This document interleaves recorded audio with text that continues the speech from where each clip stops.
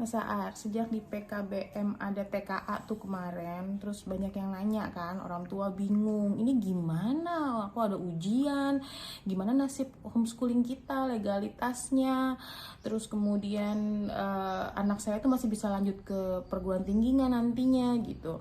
Dan banyak pertanyaan-pertanyaan terkait legalitas yang bermunculan kembali karena aturan-aturan yang baru. Jadi kayak kita perlu ngobrolin nih Mas tentang aturan yang baru dan bagaimana dampaknya untuk praktisi homeschooling. Nah, buat teman-teman yang baru ketemu kami adalah praktisi homeschooling, anak-anak kami sudah besar gitu ya, yang paling besar sudah selesai kuliah, yang kedua masih kuliah, tapi yang ketiga sekarang ada di pelatnas. Nah, dalam proses kami sih, kami tidak punya masalah terkait dengan legalitas ya, walaupun pemerintah datang dan pergi berganti-ganti itu aturan gitu ya. Tapi ini buat teman-teman yang baru mungkin masih deg-degan nih Mas Aar, gimana Mas? Ya, Sebenarnya posisi homeschooling saat ini. ya kita cerita dulu lah, ngobrol-ngobrol tentang pengalaman kita menjalani homeschooling bersama anak-anak kita. Kan kita mulai memutuskan homeschooling tahun 2001 lah ya, anak pertama lahir. Terus waktu itu kan kita nggak mikir soal ijazah gitu ya, mikir tentang legalitas dan sebagainya udah karena usia dini. Ya usia dini kan yang penting jalan, bonding, ya tumbuh kembang dan sebagainya. Isu legalitas itu baru muncul ketika usia SD. Gitu ya. Betul. Waktu itu kan kita juga nggak mikir ini mau punya jasa nggak gitu ya, karena buat kita yang penting kapasitasnya anak gitu ya. Terus kemudian mereka diasah kemampuannya ya, nanti urusan jasa nanti lah gitu. Kita nekat juga ya. Di zaman itu masih bisa. Iya, kalau Ya. dipikir-pikir tuh kita nekat juga ya. Yang homeschooling masih jarang gitu Iya, ya. Terus aturannya nggak jelas gitu ya. Jadi belum ada peraturan menteri tentang sekolah rumah, itu belum ada gitu. Apa justru karena nggak ada aturan ya, jadi kita tenang-tenang aja waktu itu. Iya. Pokoknya kita fokus ke anak-anak. Iya. Kayak aku seingatku tuh dulu concern tentang legalitas ini itu tidak semenakutkan dibandingkan dengan concern bagaimana menjalankan homeschooling sehari-harinya gitu. Jadi kayak energinya tuh lebih banyak ke memastikan keseharian berjalan dengan asik dibandingkan dengan memikirkan apakah ini legal atau tidak gitu. Jadi ketika ini muncul sekarang memang jadi iya kenapa jadi banyak aturan nih sekarang gitu. Ya, mungkin juga memang kayak perubahan kondisi ya, perubahan dimana zaman dulu itu kalau mau dapat ijazah kan ya tinggal datang daftar PKBM ya, terus ujian kan gitu. Tapi itu kan sekarang nggak bisa lagi gitu ya. Jadi ada proses-proses yang mulai dirapikan oleh pemerintah, dan kalau orang tua homeschooling harus aware tentang perubahan-perubahan yang terjadi. Tapi perubahan itu pun sampai sekarang ya relatif masih nggak ada masalah lah gitu ya. Jadi legal ya. Oh, kalau dari sisi legalitas Kadang-kadang yang legal. ditakuti itu nih masih legal nggak, terus anak saya kalau homeschooling masih bisa ke perguruan tinggi nggak gitu. Legal, nggak ada masalah. Homeschooling itu legal di Indonesia dan tidak ada masalah. Prosesnya dilakukan dengan mendaftarkan anak di PKBM supaya anak tercatat di dalam sistem pendidikan nasional. Ya, itu basicnya. Nah, teknisnya bisa ada perubahan-perubahan sepanjang waktu gitu ya, terkait dengan prosesnya, rapornya, ujian dan sebagainya gitu. Itu ada dinamika perubahan-perubahan peraturan terkait dengan homeschooling dan negara dalam konteks ini legalitas. Iya, dalam pengalaman kita ini punya 3 anak gitu ya. Kalau yang besar saat ini sudah lulus dari Universitas Indonesia dan dalam prosesnya dia juga mendapatkan paket A, paket B, paket C gitu kan. Itu aja beda-beda ya Mas Ari? Iya, jadi pertama anak kita kan daftar langsung gitu ya. Dulu menjelang ujian, anak pertama gitu, paket A gitu ya. Di zaman itu masih bisa. Terus kemudian tinggal didaftarkan, terus kemudian setahun kemudian ujian, ya kan, paket A. Kemudian setelah itu mulai ada aturan, mulai harus ada rapor gitu ya.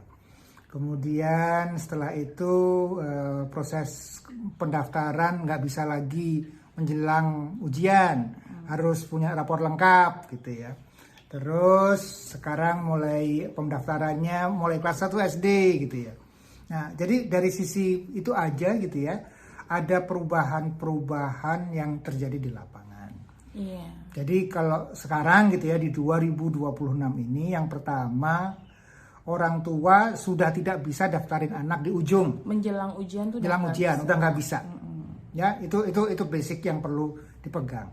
Sehingga kalau mau homeschooling, anaknya didaftarkan di PKBM. Mulai kelas 1 SD atau mulai dari mereka nggak sekolah. Jadi prosesnya kalau sudah sekolah, misalnya kelas 5 SD, mau homeschooling, maka cari PKBM yang kemudian cocok, ya fleksibel, karena kan mau homeschooling, butuh yang fleksibel. Ya, kemudian lakukan mutasi dari sekolah lama ke PKBM yang jadi tujuan. Nah, itu nempel di PKBM-nya. Ya, dan udah gitu ya ikuti saja kalau di saat ini aturan-aturan yang diberikan oleh PKBM-nya. Karena mungkin teman-teman di sini berjumpa dengan banyak PKBM yang punya mungkin beragam aturan ya Mas. Ada tentang kesehariannya ya maksudnya Ya, gitu. ada yang mewajibkan hadir di tempat untuk tutorial ya seminggu 3 kali, 4 kali dan seterusnya. Ada yang nggak harus, tapi online gitu ya. Ada yang fasilitas online, ada yang nggak gitu ya. Ada yang ujiannya di akhir ujian semester yang harus hadir. Ada yang ujian semester tapi nggak harus hadir. Ada yang nggak pakai ujian semester tapi pakai mengirimkan portofolio, laporan belajar dan sebagainya. Jadi PKBM ini macam-macam. Ya, PR-nya kalau orang tua homeschooling itu adalah survei PKBM. Cari yang terakreditasi dan cari yang fleksibel. Karena bedanya homeschooling dengan sekolah fleksibel atau flexi school adalah kalau anaknya homeschooling, peran orang tua dominan. Yang utama itu peran orang tua dan keluarga. PKBM itu jadi tambahan, jadi partner. Urusan akademis, urusan legalitas, ijazah dan sebagainya. Tapi kalau flexi school, pusatnya di PKBM, udah orang tua tinggal ngikut aja, tidak banyak berperan, sebagaimana kalau kita kirim anak ke sekolah. Jadi jangan sampai orang tua bilang mau homeschooling, tapi sebenarnya maunya titip anak di PKBM. Itu bukan homeschooling namanya. Ya, itu kita nanti mungkin kita bisa bahas lagi terkait dengan terus kalau kayak gitu gimana model belajar kesehariannya. Nah, itu mungkin Ya, kita nanti ngobrol lagi ya kapan. gitu ya. Tapi dari sisi legalitas berarti teman-teman jangan khawatir walaupun aturannya memang berbeda tapi tetap legal dan tetap bisa diterima untuk masuk ke perguruan tinggi. Tinggal kemudian mungkin nih pertanyaan terakhir dalam konteks legalitas adalah tentang ujiannya sendiri, Mas. Ini ada ujian TKA, terus katanya nanti ada UPK, terus nanti ada ini apa sih nih, Mas? Ya. Jadi sebenarnya bagaimana nih gitu. Pertama, kewenangan kelulusan itu ada di PKBM. Jadi pasti lulus. Jadi yang menentukan lulus atau tidak lulusnya PKBM. Setiap PKBM punya kriteria sendiri. Ya, nah, kemudian yang kedua, salah satu yang diwajibkan pemerintah adalah UPK, ujian pendidikan kesetaraan. Tapi itu tidak menentukan kelulusan seperti UN zaman dulu gitu ya. Jadi nggak sampai tegang kalau nilai jelek nggak lulus, nggak gitu. Itu hanya salah satu komponen nilai yang diambil oleh PKBM untuk menentukan kelulusan anak. Jadi kriteria kelulusannya bisa beragam, kehadiran atau tugas, prestasi dan yang lain-lain tergantung PKBM-nya. Nah, TKA di mana tempatnya? TKA itu adalah cara pemerintah untuk melihat nilai standar ya dibandingkan dengan anak sekolah dan yang lainnya. Jadi tidak menentukan kelulusan ya, itu berguna kalau gitu ya, teman-teman anaknya mau pindah ke sekolah. Jadi teman-teman bisa mengatakan, oh anak sama aja seperti anak sekolah yang lain. Nilainya segini dan sebagainya. Tapi kalau teman-teman mau ke perguruan tinggi, anak homeschooling melalui PKBM ini tidak ada jalur undangan. Sehingga TKA ini juga sebenarnya nggak terlalu berguna. Ya. Nah, jadi TKA ini hanya alat untuk mengetahui dari sisi akademis anak bisa nggak, nilainya berapa dan sebagainya. Iya, kalau di dalam pengalaman anak ketiga kita yang kemudian sebenarnya tidak terlalu menyukai hal-hal akademis ya, karena dia sangat sports gitu. Dulu sih waktu Duta masih itu bukan TKA istilahnya ya, masih assessment. Maksudnya yang model-model tes-tes gini kan namanya berubah-ubah terus ya teman-teman. Zaman dulu tuh assessment. Ya yang juga sama mengerjakan soal-soal gitu. Kalau buatku pribadi ini menjadi cara yang paling enak buat aku gitu ya untuk bisa bilang ke Duta bahwa memang ada hal-hal yang mungkin kamu anggap kurang menarik tapi memang perlu diketahui gitu. Dan ya kalau kamu nanti nilainya tidak terlalu bagus di sana ya tidak apa-apa karena memang tidak mendalami di sana, tapi paling tidak itu kan men-trigger dia. Nah, gara-gara ada tes itu gitu ya, itu kan Duta jadi kayak ada pertanyaan-pertanyaan gitu loh. Ini apa sih? Oh, aku ternyata nggak ngerti ini. Nah itu kayak gitu. Lumayan sih. Ya, jadi yang penting memang disiapkan ya, jangan diremehkan, tapi juga jangan terlalu takut. Gitu ya. Anak-anak kenalkan dengan pola soal. Iya, ini jadi kesempatan ya sebenarnya. Apalagi kalau misalnya walaupun waktu zaman Yudis dulu kan memang kita bisa dulu beda kota, terus kemudian sebenarnya boleh datang boleh nggak datang, tapi kita malah justru milih datang kan ya, karena itu malah jadi kebahagiaan gitu. Jadi teman-teman mungkin dilihatnya proses ujian ini buat teman-teman homeschooling ya, yang kemudian memang kita belajar itu kan memang bukan buat ujian, kita kan belajar itu untuk kehidupan. Jadi ketika ada ujian, jadikan itu momen yang menyenangkan, jadikan itu momen kayak yang akhirnya gitu ya, ada sebuah hal yang bisa kita jadikan buat kayak challenge aja, anggap aja itu challenge akhir tahun gitu kan. Jadi mungkin kalau dilihatnya seperti itu jadinya lebih bahagia gitu, nggak dilihat sebagai kayak aduh udah mau ujian gitu. Toh kan sekali-sekali ini juga kan diskon ya Mas Aryo. Iya.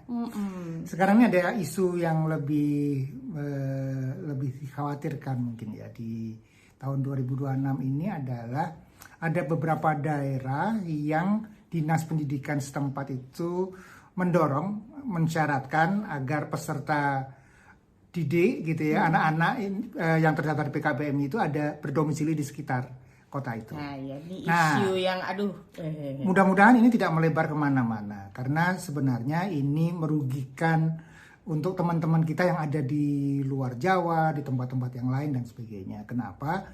Karena kualitas pendidikan Indonesia ini kan masih sangat lebar sekali ya. Jadi kasihan teman-teman yang misalkan di Kalimantan, di Sulawesi, di Sumatera dan sebagainya yang nggak ada PKBM setempat yang cukup ramah dengan homeschooling, yang paham dan sebagainya, sehingga kalau dipaksa didaftarkan di sana, jadi kualitas pendidikannya kan jadi terganggu. Iya. Sehingga mudah-mudahan pemerintah tetap membuat proses pendaftaran di PKBM ini lebih fleksibel.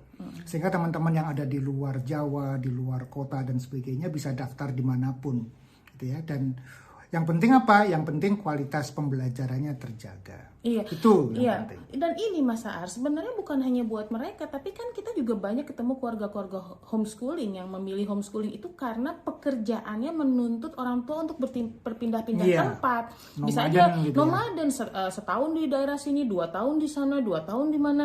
Kalau dia harus selalu berpindah PKBM karena harus satu domisili, menurutku itu jadi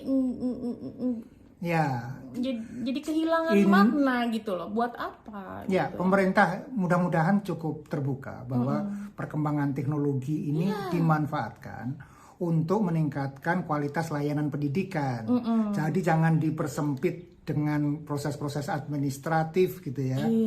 Ini kesempatan gitu ya. Kalau ada kualitas yang ingin dijaga nggak apa-apa. Ya, tetapi jangan sampai gara-gara administrasi gitu ya, anak-anak kita gitu jadi kehilangan fleksibilitas di dalam proses pendidikan mereka. Iya, karena kan kemudian udah kasih aja gitu loh. Apa sih yang paling penting? Oh, pengen lihat bener-bener belajar nggak? Ya udah, nggak apa-apa. Kita mah nggak takut dites, tes aja gitu kan. Oh, beneran nih anaknya bertumbuh begini-begini, minta bukti. Apa minta buktinya? Sekali-sekali ada fotonya kayak. Kalau misalnya dia memang ini kasih upload sertifikat lah, apalah gitu. Kasih aja, pemerintah kasih aja, karena kita nggak takut buat dites, aku yakin teman-teman praktisi homeschooling tuh nggak takut buat dites, nggak takut buat diukur gitu ya, itu nggak apa-apa, tapi ya kemudian berikan fleksibilitas yang membuat anak-anak ini bisa belajar sesuai dengan zamannya gitu ya. Itu bisa belajar dari mana saja, ya nggak? Ya. Gitu. Oke, mudah-mudahan cukup jelas. Kalau misalnya masih ada pertanyaan terkait dengan legalitas, terutama yang berhubungan dengan legalitas homeschooling di tahun 2026 ini, silahkan taruh di kolom komentar ya. Nanti kami coba akan jawab semuanya.